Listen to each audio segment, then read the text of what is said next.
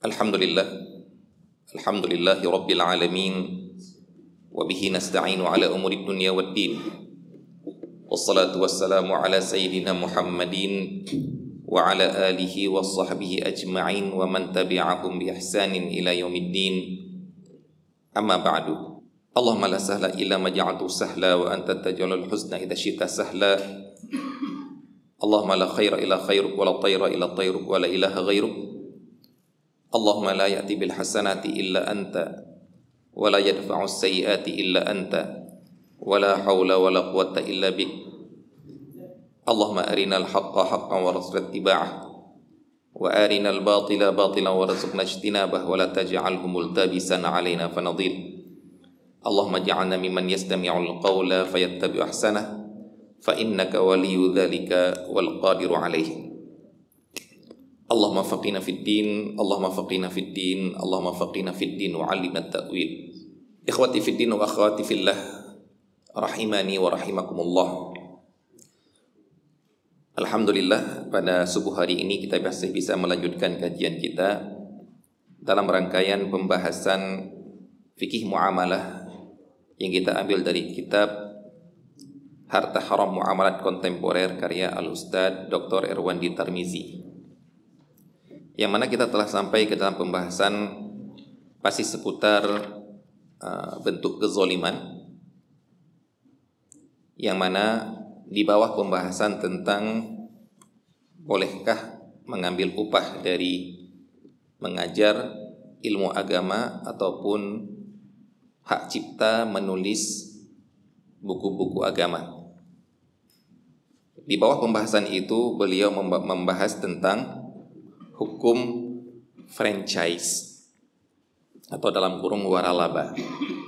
Beliau mengatakan salah satu bentuk dari pengakuan hak cipta atau paten atau merek sebagai sesuatu yang memiliki nilai harta yang dapat dipindahtangankan dengan imbalan sebagaimana layaknya sebuah harta adalah apa yang dikenal dewasa ini dengan sistem franchise atau waralaba.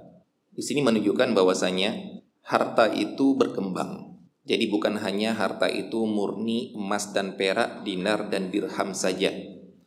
Namun harta itu berkembang sesuai dengan perkembangan zaman dan tempat. Karena ini adalah perkara muamalah, perkara yang disesuaikan dengan adat, maka tidak mengapa dia berkembang. Yang mungkin dulu tidak dianggap sebuah harta, hak cipta, hak paten, hak kepemilikan merek, dulu nggak dianggap. Dulu siapapun yang punya nama toko ini kemudian ditiru oleh toko yang lain tidak mengapa. Dulu punya produk ini dinamakan ini, kemudian orang lain menamakan yang sama, tidak dipermasalahkan, tidak dianggap mencuri. Namun sesuai dengan perkembangan zaman, untuk melindungi karya seseorang agar orang lain pun mau berkarya, akhirnya ada perlindungan. Tidak boleh meniru, mengkopi karya orang lain kecuali dengan izin ataupun membayar. Dan ini merupakan sesuatu yang dibolehkan oleh syariat Islam, karena ini berbentuk sebuah masalihul mursalah, sebuah bentuk kemaslahatan yang di dalamnya ada perlindungan terhadap harta. Nah, kemudian juga di sini dapat kita pahami bahwasanya nama-nama muamalah itu silahkan dikarang dalam nama apapun, namun untuk ditinjau secara syariat kita akan melihat transaksi yang kamu lakukan di dalamnya apa. Adapun nama terserah kamu namakan apa. Namun yang akan kita nilai adalah dalam hakikat transaksinya. Oleh karena itu para ulama mengatakan al-ibratu bil ma'ani la bil mabani. Penilaian itu dari makna yang terkandung di dalamnya hakikatnya. La bil mabani, bukan dari bentuknya, bukan dari wujud luarnya, bukan dari covernya. Dan maka oleh karena itu apapun yang kamu namakan muamalah di luar sana, maka sebutkanlah hakikatnya, proses dalamnya biar dinilai secara syariat. Ataupun para mufti, orang-orang yang berfatwa harus melek dalam perkembangan zaman, sehingga begitu ditanya sesuatu dia langsung bisa tergambarkan, oh yang dimaksudkan itu adalah muamalah model ini. Kalau memang dia tidak mengetahui itu, mungkin baru muncul, barulah dia memperincikannya. Seperti diantara seorang mufti itu harus mengetahui perkembangan zaman adalah ketika orang bertanya misalnya, Ustaz, apa hukumnya jual beli kredit? Maka kalau dibawakan kepada pembahasan ulama, jual beli kredit itu bahasa Arabnya jual beli taksil, yaitu dapat barang dulu, uangnya diangsur sedikit demi sedikit. Kalau cuma sekedar ini yang dibahas, selesai, berarti boleh, ada masalah. Tapi ternyata yang bukti di luar di perkembangan zaman yang sekarang ini, kredit tidak sesederhana itu, yaitu adanya orang ketiga ataupun pihak ketiga sebagai penalang dana, kemudian dia menyicil kepada si pihak ketiga ini. Maka apakah kemudian boleh kita berfatwa dengan merujuk perkataan para ulama yang sebelumnya yang membolehkan? Tidak, karena hakikatnya sekarang bukan lagi jual beli secara non tunai yang dibayar premi sedikit demi sedikit. Karena sekarang ada orang yang membayar tunai dan kita yang membayar sedikit demi sedikit ke dia. Jadilah sekarang bukan lagi jual beli, namun bayar utang. Dan ternyata di situ gambaran secara umumnya adalah utang berbunga. Maka gak boleh kita mengatakan, oh kredit boleh, para ulama mengatakan boleh. Ternyata bentuknya sudah beda. Dalam pembahasan franchise ini, maka di sini beliau menyebutkan tentang definisi franchise dan pihak-pihak yang ada di dalam akad franchise. Ada pihak franchise-nya, franchisor, franchisee dibolehkan oleh franchisor untuk melakukan hal-hal tertentu dalam kurun waktu tertentu dengan menggunakan merek dagang atau branding franchisor. Jadi di sini secara garis besar adalah saya punya sebuah usaha dengan nama ini. Kemudian siapa yang mau buka cabang, ini sekarang beda. Kalau memang saya sendiri yang buka cabang, maka itu adalah benar-benar itu milik saya, ini milik saya, semuanya milik saya. Dari meja-mejanya, dari tempatnya, dari tokonya, itu semua milik saya. Maka ini tidak dibahas di sini. Namun yang dibahas di sini adalah namanya milik saya, produknya produk atas hasil karya saya. Namun yang buka cabang di sana itu kamu, yang buka toko di sana itu kamu, yang nyewa toko di sana itu kamu. Namun kamu membawa sesuatu yang milik saya. Maka di sini terjadilah ada dua belah pihak. Jadi bukan lagi satu pemilik. Saya pemilik merek, saya pemilik produk, dan kamu sebagai pemilik tempat. Maka di sinilah terjadi kerja sama. Nah, pastilah gara-gara kamu memakai nama merek saya dan menjual produk saya, pasti ada fee yang masuk kepada saya. Nah, yang dibahas di dalam fikih ini adalah akad ini. Apa hak saya untuk meminta kepada kamu uang, padahal itu tokonya kamu, tempatnya kamu, kursinya kamu, mejanya kamu, bahkan mungkin pegawainya kamu yang gaji. Tapi apa yang saya ambil dari kamu, boleh atau tidak? Nah, di sini yang dibahas di dalam fikih, agar jangan sampai kita memakan harta orang lain secara batil. Maka di sini beliau mengatakan tinjauan fikih akad franchise. Beliau mengatakan akad franchise adalah akad kontemporer yang belum dibahas oleh para ulama terdahulu. Maka untuk memberikan hukumnya perlu dilihat hakikat dari akad ini. Kita katakan tadi hakikat, jangan dilihat dari namanya. Sesungguhnya dalam akad franchise terdapat beberapa akad dan persyaratan. Jadi akad ini merupakan gabungan beberapa akad dan persyaratan. Nah, kenapa perlu dibahas Ustaz kalau memang beberapa akad dan seluruh akadnya itu dibolehkan? Berarti kalau digabung juga nanti akan jadi boleh? Belum tentu. Nanti beliau juga akan membahas di pembahasan di depannya ini, ketika mengomentari orang yang mengatakan kalau ini boleh dan ini boleh digabung jadi boleh dong. Tidak selamanya. Yang satu boleh, yang satu boleh, ketika digabung menjadi boleh. Karena apa? Lihat dulu hakikat di dalamnya, ternyata kedua hal ini bertolak belakang konsekuensinya. Dia akan dibahas di masalah al-ijarah al-muntahiyah bitamlik, sewa menyewa yang ujung-ujungnya pada akhir masa persewaan jadi milik orang-orang yang menyewa. Jadi bayangannya adalah menjadi milik berarti memberikan. Memberikan itu kan hibah. Ataupun menjadi milik itu menjual. Menjual itu kan boleh. Menyewakan juga boleh. Digabunglah. Menyewakan dan ujung-ujungnya jadi milik. Apakah langsung boleh?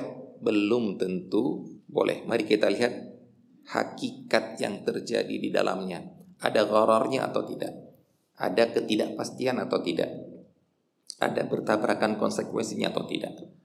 Maka di sini harus dibahas. Kemudian beliau mengatakan, karena akad franchise ini gabungan dari beberapa akad dan persyaratan, maka perlu diteliti hukum syar'i setiap akad yang menjadi unsur akad ini. Mari kita lihat satu persatu. Yang pertama, di dalamnya terjadi akad ijarah, sewa menyewa, dalam bentuk menyewa jasa pihak franchisor sebagai pemilik hak paten. Nah, dia jasa melatih, misalnya melatih cara masak, melatih cara melayani, melatih dan banyak yang dilatih agar sesuai dengan produk yang pertama ataupun keinginan pihak pemilik. Karena orang tidak mau namanya sama dengan nama saya, pelayanannya beda sehingga merusak nama baik saya. Yang kedua, kemudian beliau mengatakan akad ini dibolehkan oleh syariat sebagaimana telah dijelaskan sebelumnya tentang hukum menjual hak cipta dan hak paten. Yang kedua, akad jual beli, di mana pihak franchisor menjual bahan baku kepada franchisee.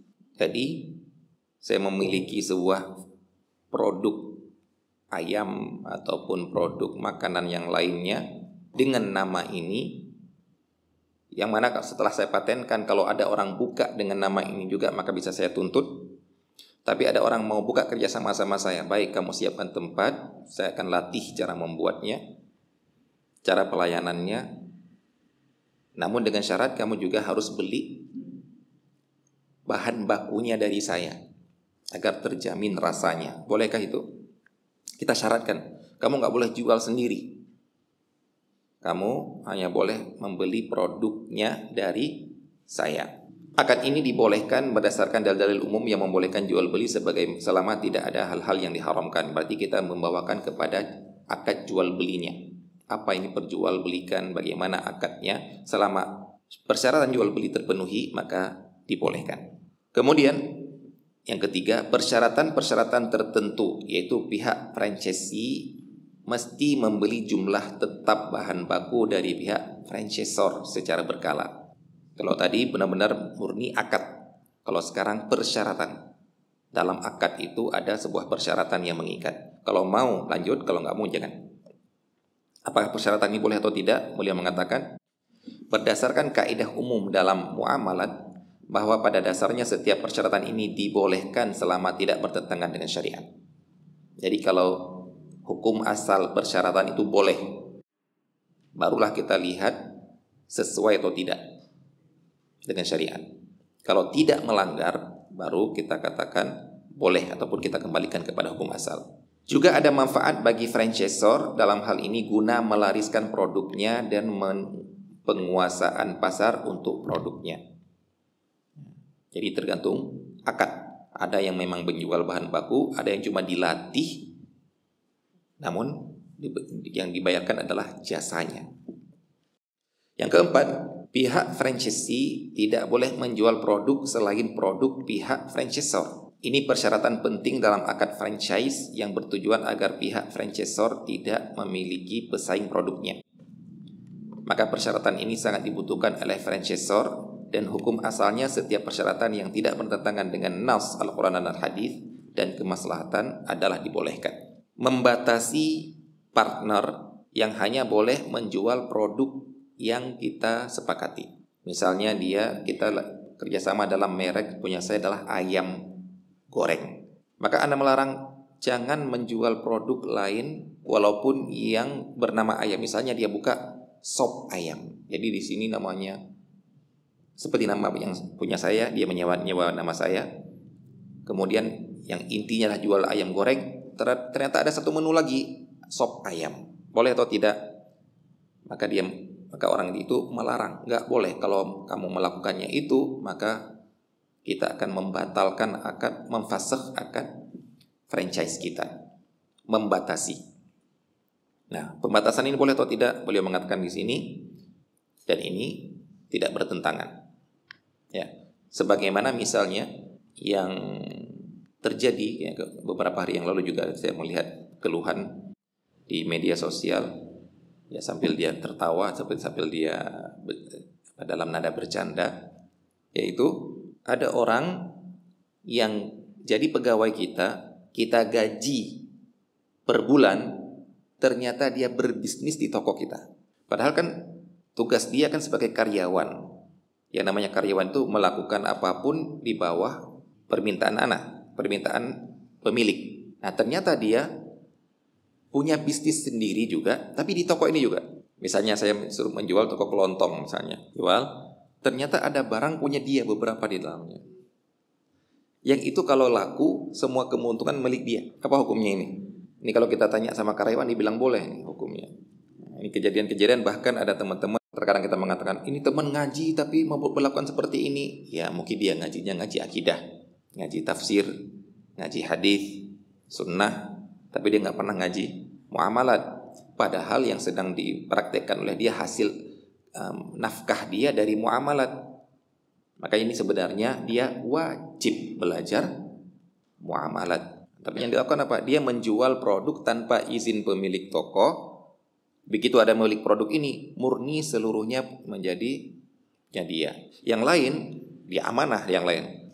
Dia jual apa adanya, pemiliknya semuanya menjadi milik toko. Begitu dia melihat peluang di sini, wah peluang kayaknya orang ini setiap datang tanya ini, setiap datang tanya ini. Sedangkan toko ini tidak menjual ini.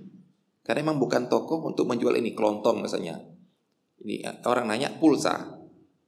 Kelontong, orang nanya apa misalnya snack. Kamu di sini digaji untuk menjual barang punya dia. Maka apapun yang kamu masukkan ke sini, jadilah punya toko ini. Kalau kamu mau menjual, maka minta izin. Boleh nggak Pak? Boleh. Boleh saya ambil keuntungan semuanya nggak Pak? Kalau dia bilang boleh, selesai sudah. Kalau dia bilang oh enggak, kalau itu ya kita harus bagi hasil. Nah begitu juga saya akad dengan kamu adalah di ayam goreng. Dan saya bilang nggak boleh jual sop ayam, maka itu tidak mengapa. Ini persyaratan dari saya. Kalau kamu mau ya silahkan, kalau nggak mau ya itu jangan. Yang kelima, pihak franchisee hanya dibenarkan menjual produk di area tertentu. Ini terkadang ada sebuah persyaratan. Kamu kalau mau sama saya hanya boleh di sini, nggak boleh pindah ke sana. Hal ini bertujuan agar franchisor dapat melakukan franchise dengan pihak lain karena yang sama di area di dekatnya. Yang keenam, pihak franchisee tidak boleh menjual produk pihak franchisor melebihi harga yang telah ditetapkan oleh pihak franchisor. Apa yang namanya istilahnya itu? Ya harga paten mau dimanapun yang namanya ayam goreng ini harganya segitu. Ini juga harus persyaratan yang harus ditaati. Persyaratan ini sangat penting bagi franchisor untuk menjamin pelayanan yang memuaskan para konsumennya, yang berakibat juga kepada naiknya minat para konsumen baru. Persyaratan ini sekalipun bertentangan dengan konsekuensi dari sebuah akad, yaitu berpindahnya kepemilikan kepada pembeli dan ia berhak dengan barang tersebut untuk menjualnya di atas harga yang ditetapkan penjual, akan tetapi dengan franchisor masih dibenarkan menetapkan persyaratan ini karena franchisee melakukan aktivitas niaganya dengan menggunakan nama dan merek dagang franchisor. Maksudnya seperti ini. Akad franchise dengan saya adalah nama, sewa nama, kemudian beli produk. Kalau di bahan baku, yaitu ayam yang sudah dimarinasi misalnya, harus dari saya. Karena resepnya rahasia. Ataupun kamu karena resepnya rahasia, pengolahannya saya rahasiakan. Baik, sudah dibeli. Ketika dibeli bahan baku yang di toko dia, jadi milik dia atau tidak? Jadi milik dia, bukan milik saya lagi. Laku, keuntungan semuanya untuk dia. Nggak laku, dia tutup hari itu ada orang meninggal ini, akhirnya busuk, yaitu kerugian dia yang tanggung. Baik, kalau begitu, sekarang beli lepas sudah. Beli lepas, beli putus. Gak ada hubungannya dengan saya lagi. Sebenarnya, kalau sudah beli putus, itu murni milik dia, maka dia boleh menjual dengan sesuka hatinya, dengan harga sesuka hatinya. Itu pada asalnya. Anak beli mobil dari antum 46 juta, mobil bekas. Anak mau jual 50 juta, terserah anak kan? Anak menjual 70 juta, terserah. Anak menjual 25 juta juga terserah anak dong. Itu pada asalnya. Tapi anak kemudian membuat persyaratan tidak boleh jual harga lebih pada ini. Boleh atau tidak? Persyaratan seperti itu. Nah, kita lihat dalam pembatasan seperti ini ada sebuah maslahat yang sedang dituju enggak? Ada. Apa itu? Agar merek anak tetap bisa stabil. Jangan sampai gara-gara kamu membuka harga segitu, kamu merusak harga pasar produk saya yang menguntungkan kompetitor. Jadi walaupun itu sudah menjadi milik kamu, gara-gara kamu beli putus dari saya bahan bakunya, tapi masih ada hak saya di sana. Apa hak saya? Menjaga nama baik produk saya. Beda halnya misalnya saya tidak menjual nama produk, namun saya menjual bahan baku yang siap olah. Kemudian nama terserah nama kamu bikin sendiri. Jadi ini benar-benar jual putus dan harga silakan harga tersendiri. Jadi di situ tidak ada nama baik saya yang saya jaga. Apa istilahnya ini? Maklun ya, kalau sekarang maklun. Roti saya yang buat, kemudian kamu ngambil mereknya A, dia ngambil mereknya B, itu ngambil mereknya C, harganya beda-beda. Saya tidak peduli karena saya murni menjual barang. Tidak ada yang mau saya jaga. Beda kalau yang ini ada, kamu sudah beli barang saya, minta merek saya. Kenapa harus merek saya? Karena ingat ya, terkadang merek itu lebih mahal daripada bahan, daripada bendanya. Karena bendanya semua orang bisa bikin seperti itu, tapi mereknya sudah kadang terkenal, terpercaya sejak zaman dulu. Nah, berarti saya ingin tetap menjaga merek ini agar tetap eksis. Bolehkah masyarakat seperti ini? Boleh-boleh saja. Dan orang itu harus memenuhi persyaratan ini. Ini persis seperti orang yang menitipkan barang untuk dijual, kemudian dia mengatakan jangan jual harga segini ya.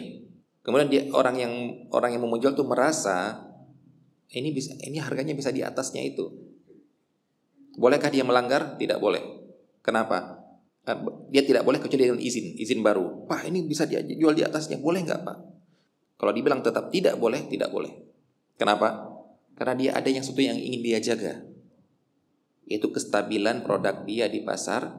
Bukan seperti orang yang berpikiran instan ya.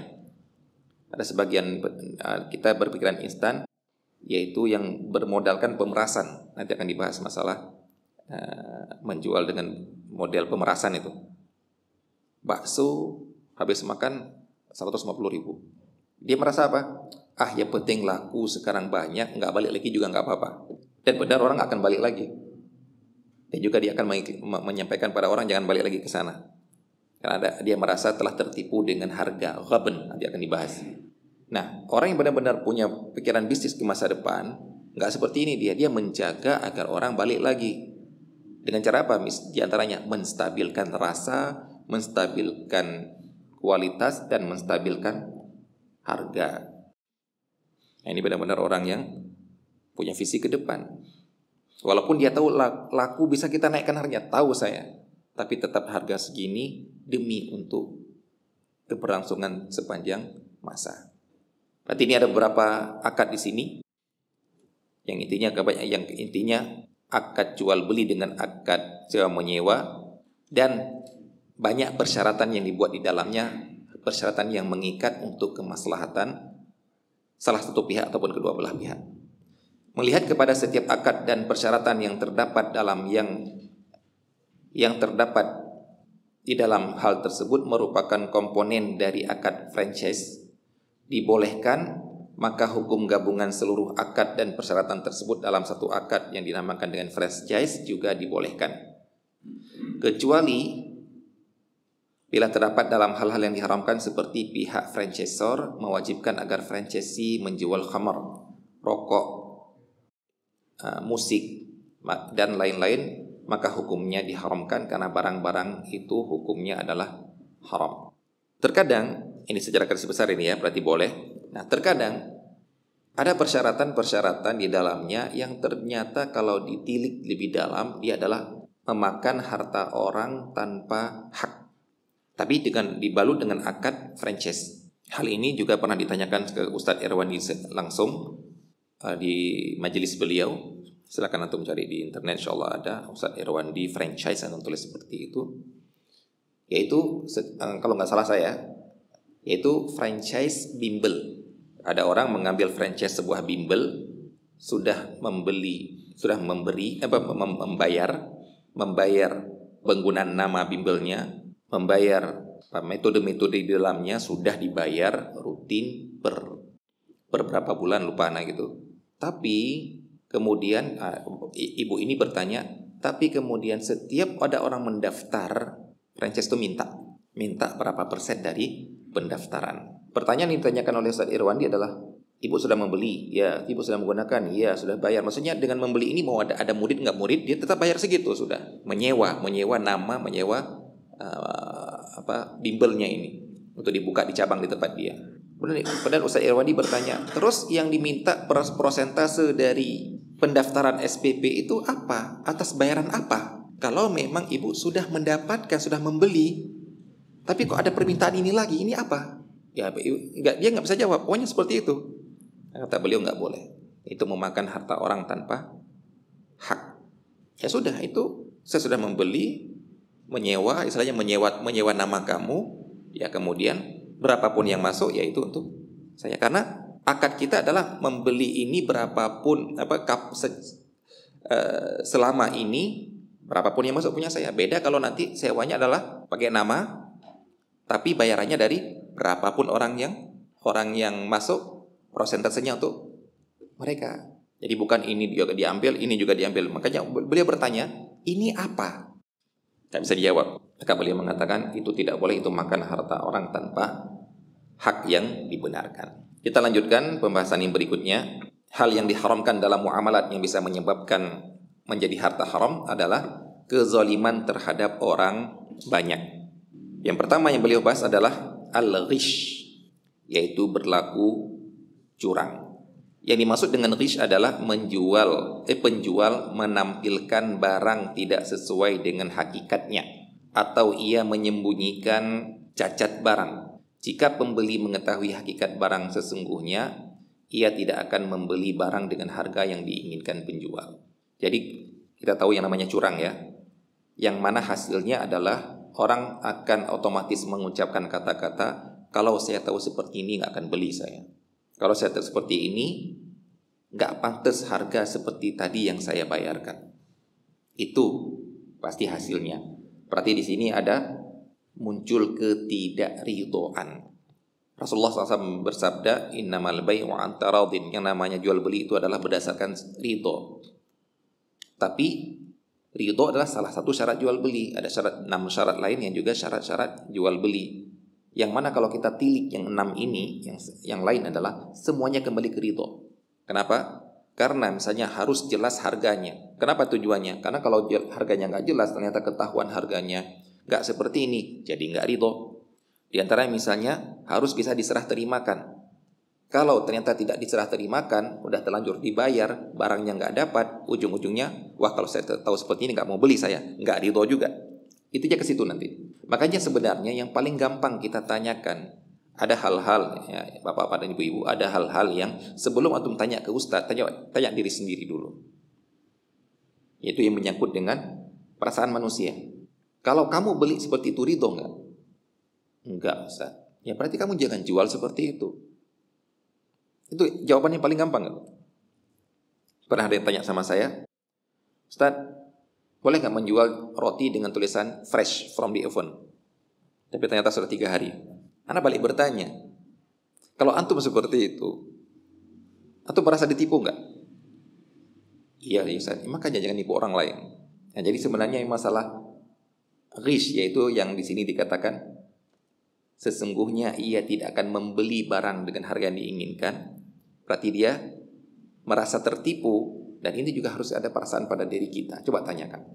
Anda kalau membeli ternyata diakali, dicat agar tidak nampak cacatnya, ini ternyata ada cacatnya. Yang mana kalau ada cacatnya ini harganya tidak pantas segitu. Ridho enggak? Oh enggak ridho. Maka jangan jual seperti itu. Jadi ini sebenarnya sering karena ditanyakan, yang kita anak balik bertanya, kalau antum digitukan bagaimana? Ya enggak ridho, Ustaz. Ya, maka jangan gitukan orang lain.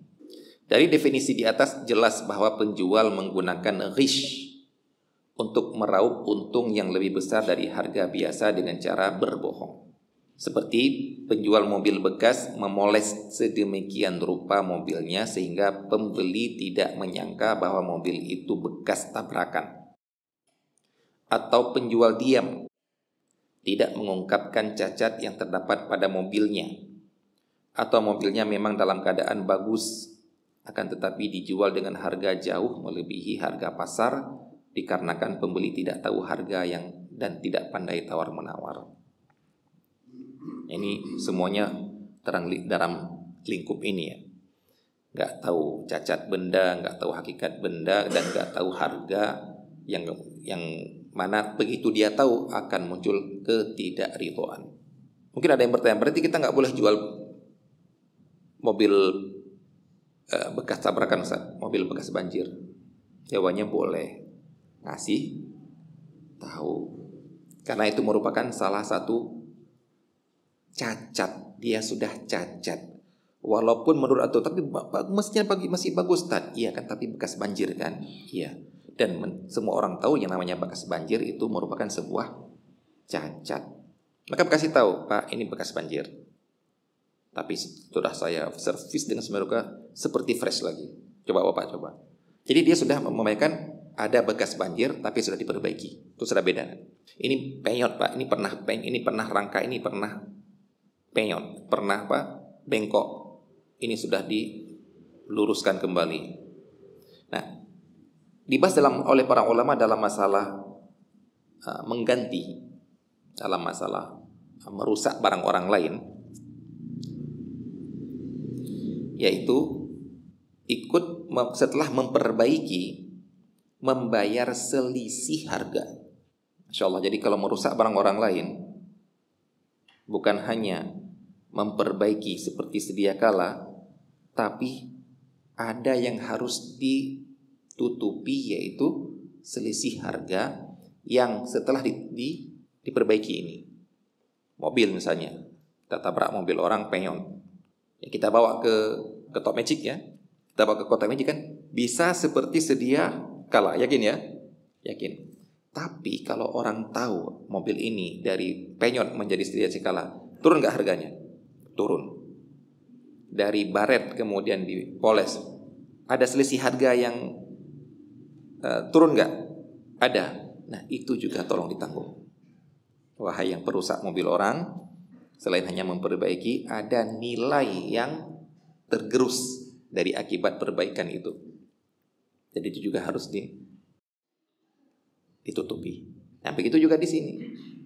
Benar sudah perbaiki, tapi kan anak menjual barang yang sudah seperti semula, Ustaz. Iya kan, seperti semula. Tapi kalau orang tahu ini bekas tabrakan, gimana kira-kira? Oh nggak ridho dengan harga segitu. Disinilah Masya Allah ya, kejujuran kita ditantang ya. Jujur atau uang. Memang ngomong di sini enak emang.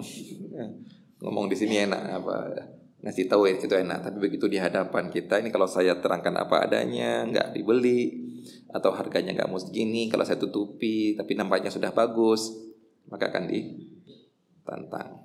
Ya, yang semuanya ini adalah bisa kita perlakukan. La yu'minu ahadukum hatta yuhibba li akhihi ma yuhibbu li nafsi. Tidak sempurna iman seseorang sampai dia mencintai orang lain atau pingin orang lain mendapatkan seperti yang dia ingin dapatkan.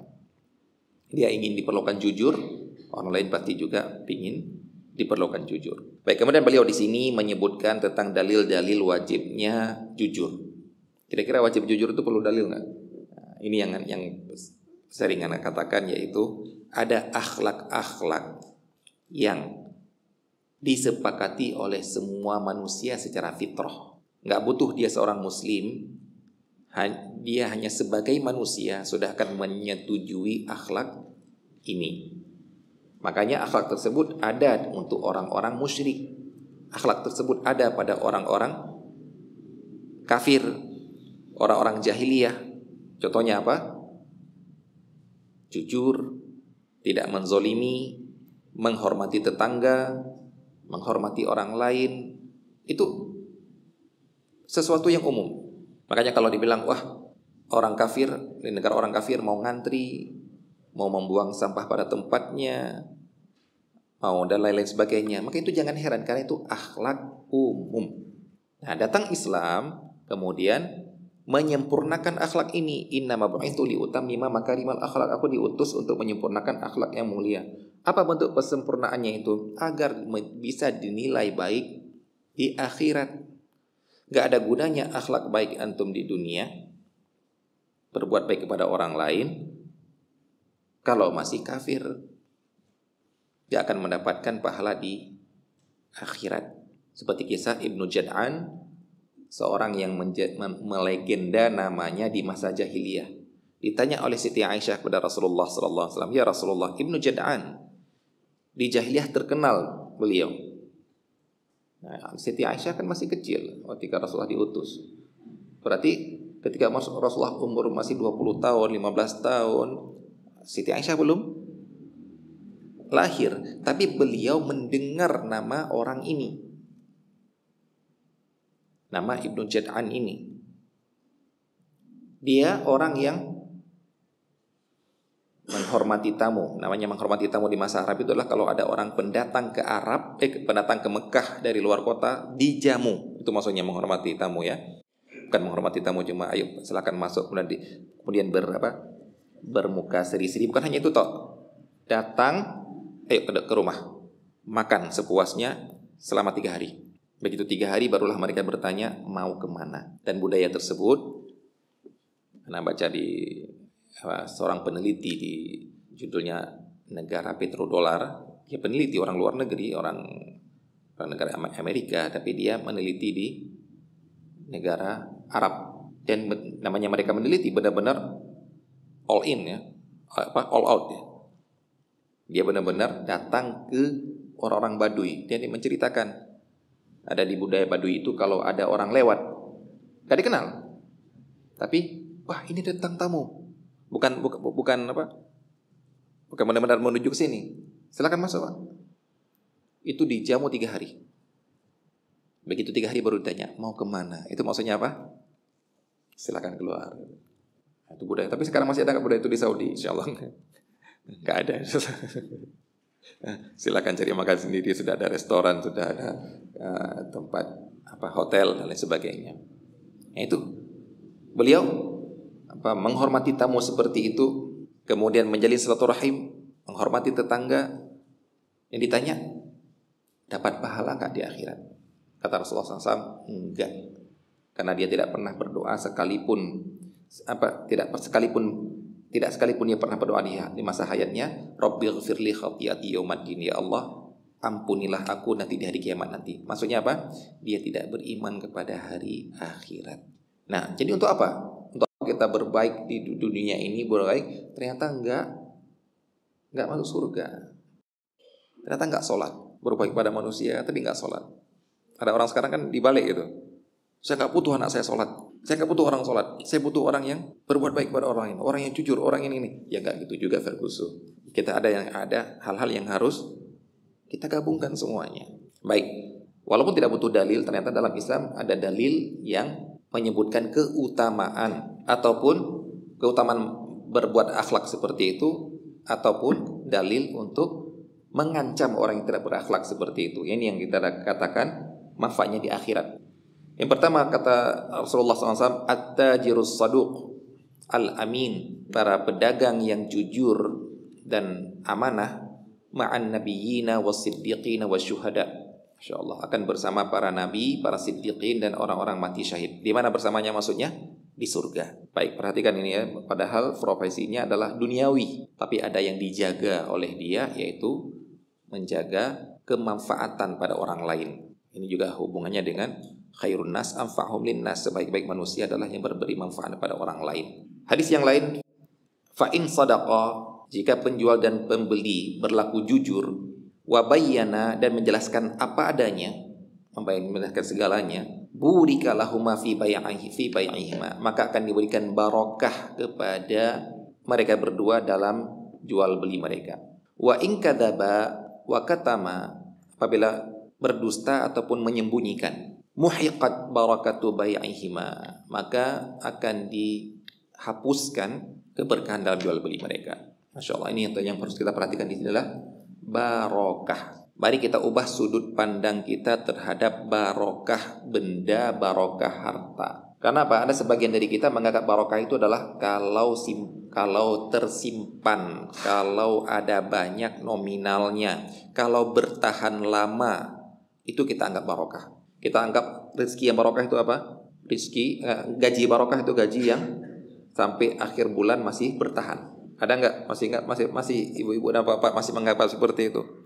Wih, Masya Allah, teman kita itu barokah. Antum tinggal berapa gaji antum? Akhir bulan ini ya adalah 2 juta lagi. Barokah sekali antum.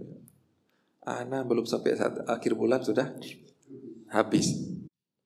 Jadi menganggap enggak barokah. Benar enggak seperti itu? Tapi sebelum benar, ada enggak seperti itu? Yang kebanyakan kita seperti itu. Tidak seperti itu. Apa contohkan? Apa buktinya? Buktinya Rasulullah SAW sendiri. Rasulullah SAW sendiri dikatakan dalam hadis, beliau menyiapkan untuk istri-istrinya makanan 1 tahun. Kalau kita kan per bulan ataupun per pekan, dan kita biasanya ngasihnya uang. Kalau zaman dulu bahan makanannya gandum, kurma. Rasulullah menyiapkan untuk kebutuhan 1 tahun. Tapi bertahan 1 tahun enggak? Bertahan 1 tahun enggak? Buktikan dengan ucapan Siti Aisyah. Kami pernah 3 bulan purnama lewat. Ini 3 bulan purnama berarti bisa 2 bulan, bisa 3 bulan. Kalau 2 bulan itu kalau lihat awal bulan, akhir bulan, sama akhir bulan sekali lagi. Mereka cuma 2 bulan. Kalau 3 bulan itu tiap awal. 1, 2, 3. Intinya lebih daripada 1 bulan. Tidak ada api yang nyala di rumah Rasulullah. Berarti apa? Enggak masak, gandumnya habis, lauknya habis. Ditanya, terus makanan sehari-hari apa? Kurma dan air putih saja. Itu pun ada hadis lain yang mengatakan, pernah ada datang pengemis ke rumah Siti Aisyah. Siti Aisyah datang ke dapur cuma dapat 2 butir kurma. Padahal mereka 2 orang kan gak kenyang dengan 2 butir kurma. Tapi apakah gara-gara pelit? Bukan, gara-gara cuma ada itu. Ayo, siapa yang berani mengatakan keluarga Rasulullah tidak barokah? Ya, siapa yang berani mengatakan harta Rasulullah 1 tahun disiapkan gak barokah, habis sebelum waktunya? Ayo. Itulah barokahnya. Barokahnya apa? Digunakan, dimakan, tidak tersimpan. Untuk baik untuk keluarga ataupun untuk orang lain. Yang mana nanti sisa yang didapatkan di akhirat. Jadi kalau masalah barokah itu jangan ditanya berapa sisa, namun dikemanakan. Ternyata kemanakan? Sekolah anak, makan, sedekah untuk orang tua, tidak barokah semua. Tapi kemanakan? Oh, untuk ke mall, beli kosmetik, beli apa lagi? Untuk main game, untuk permainan ini, untuk rekreasi lagi. Nah, itu baru tuh bisa nilai itu. Walaupun sisa, tapi kemana uang itu semua? Jadi jangan takut dengan uang ini membiayai sekolah ini, membiayai pengobatan ini, membiayai teman itu. Jangan takut. Walaupun gak sisa di akhir bulan, tapi itulah barokah. Jadi beliau mengatakan di sini barokah. Jadi jangan tuh pernah mengatakan, Ustaz, dia jualnya curang, Ustaz. Itu showroom itu ma'ruf curangnya, Ustaz. Tapi Masya Allah kaya, Ustaz. Buka cabang di mana-mana. Rasulullah kan mengatakan gak barokah. Tapi ini kalau dia bisa buka cabang di mana. Dan itu ma'ruf. Ngomongnya dengan harga 10 juta DP. Begitu kita kasih datang mobil udah gak ada lagi. Nah, ada katanya seperti itu ya. Bagus iklannya. Hanya dengan 10 juta Anda dapat ini. Begitu kita transfer ternyata gak ada lagi, disuruh beli yang lain. Intinya apa? Membuat penipuan. Orang mau datang ke sana sudah mengharap-harap seperti itu, ternyata ada yang lain. Tapi Ustaz, Masya Allah, dia bisa buka cabang di mana-mana, Ustaz. Iya. Dan itu bukan barokah. Barokah itu adalah di akhirat nanti baru kita lihat. Dalam Al-Quran adanya larangan orang yang melakukan curang dalam takaran. Kalau ini benar-benar dia melakukan curang dalam takaran, bukan lagi menyembunyikan. Begitu juga dengan dalil umum dari disebutkan oleh Rasulullah sallallahu alaihi wasallam, al-muslimu akhul muslimi. Orang muslim itu saling bersaudara. Wala yahillu li muslimin ba'a min akhihi bai'an fihi aibun illa bayyanahu lahu. Maka tidak halal bagi seorang muslim menjual kepada saudaranya yang ada cacat kecuali dia menerangkan. Kalau sudah menerangkan Pak, berarti dia ridho dengan cacat tersebut, aman. Ingat ya, berarti bukan berarti nggak boleh beli barang cacat, boleh. Terangkan, ridho. Jadi kalau orang bilang kenapa beli seperti itu, padahal ada cacatnya, nggak apa, memang saya setuju kok, sudah dikasih tahu kok, saya sudah tahu kok. Ya, seperti orang yang menikah, pasangannya ada cacatnya dan dia tahu tidak disembunyikan, maka nggak boleh fasakh, udah tahu kok dia seperti itu. Di antara bentuk yang dipraktekkan oleh Rasulullah Sallallahu Alaihi Wasallam itu dinamakan dalam bentuk hisbah. Hisbah itu adalah suatu tindakan dari waliul amri, pemerintah, untuk amar ma'ruf nahi mungkar dari pemerintah. Beda kalau kita pun boleh amar ma'ruf nahi mungkar. Kita diperintahkan amar ma'ruf nahi mungkar. Man ra'a minkum munkaran falyughayyirhu bi yadihi fa in lam yastati' fa bi lisanihi wa in lam yastati' fa bi qalbihi fa dzalika adhaful iman. Dengan tindakan, dengan lisan, dengan hati. Namun ada kalanya sebuah tindakan langsung oleh waliul amri ataupun yang diberitakan oleh waliul amri. Ini dinamakan dengan tindakan hisbah. Kalau di Saudi namanya Hay'ah Amar Ma'ruf Nahi Mungkar. Lembaga Amar Ma'ruf Nahi Mungkar. Kalau di Aceh namanya Wilayatul Hisbah. Dia bukan Satpol PP. Satpol PP itu hanya mengatur yang ada aturan pemerintah ataupun daerah.